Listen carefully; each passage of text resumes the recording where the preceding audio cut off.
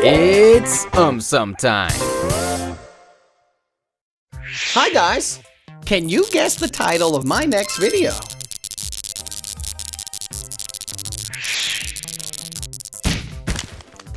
Hurry up! Write your guess in the comment section below. How do we know that our stomach is full? Usually, our stomach and brain are constantly communicating with each other with the help of hormones and nerves. So, when our stomach is empty and the glucose level in our blood is low, the stomach produces a hormone called ghrelin. Ghrelin generally travels to the brain through blood and informs the brain that we need to eat, and thus, we feel hungry. Now, when we eat food to satisfy our hunger, the food enters our stomach, causing its walls to stretch and expand. When this happens, the nerves on the stomach walls detect the expansion and tell the brain that our stomach is full and our hunger is satisfied. However, our stomach also expands when we drink a lot of water, but in this case, our hunger is not satisfied. Do you know why? This is because there is one more method by which our brain can identify whether we are eating food or just drinking water. Can you guess what that method is? Alright, I'll tell you. As mentioned earlier, our stomach and brain constantly communicate with each other with the help of hormones. One of these hormones is cholecystokinin. When we begin to eat, nutrients in food stimulate the release of cholecystokinin, which eventually enters the bloodstream. It is the presence of this cholecystokinin in the blood which informs the brain that we are eating food and not just drinking water.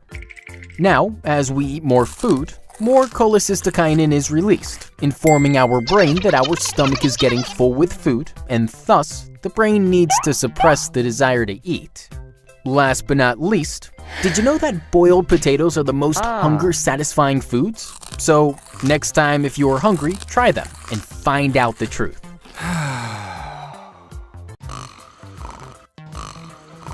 Hey! Why can't we tickle ourselves? 'Cause we are lazy. No. Areas that are more prone to getting tickled are our vulnerable areas like neck, stomach, and armpits. Yeah, dude, you are right. Some researchers suggest that laughing on getting tickled by others could be a defense mechanism. It has evolved over the years when touched suddenly in vulnerable areas. This laughter could either be a way to laugh out of a tense situation or to show submission to the person tickling you to stop further tickles. Now, when we tickle ourselves, our brain is programmed in such a way that it predicts and recognizes our own movements. It knows where our hands can reach. There's no element of surprise or threat, even if touched in vulnerable areas. Hence, we can't tickle ourselves. Why do dogs lick their wounds? Dogs, including animals like cats, chimpanzees, rodents, etc., don't have access to a proper medical treatment. Hence, a little licking helps to heal and clean the wound. What? But how? When dogs lick, they apply saliva on their wounds. This saliva has antiviral and antibacterial compounds like an enzyme called lysozyme.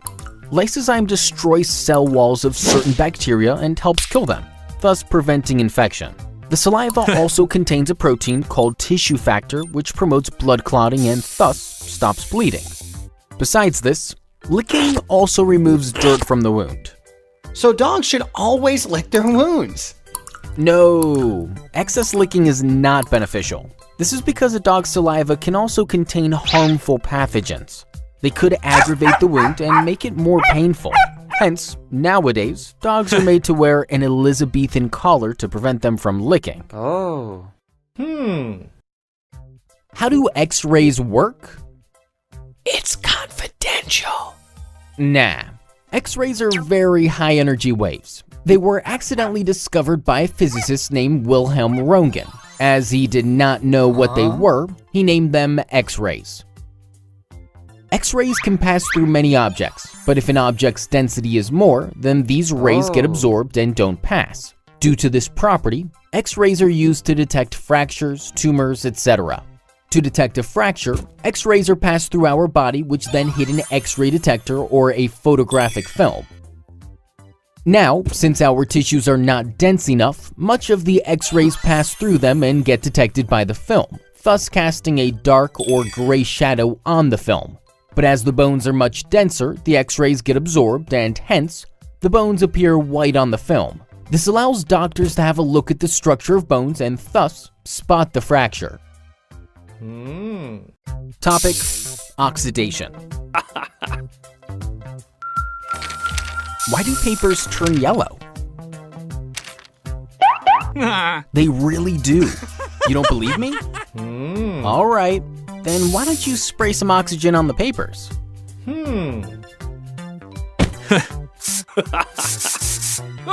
See, I was correct. Do you know why this happens? This happens mainly because of oxidation. Oxidation is a chemical process in which a substance combines with oxygen.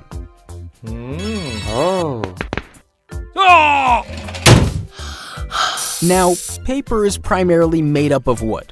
Wood is made up of cellulose and lignin. Now, these two components which are present in paper are susceptible to oxidation. That is, when they are exposed to air, they are likely to combine with oxygen, causing the color of paper to change from white to yellow. But did you know that newspapers turn yellow relatively quickly as compared to books? This is because there is more lignin in newspapers than in papers made for books. Lignin is more susceptible to oxidation as compared to cellulose. Hence, newspapers turn yellow faster than papers of books.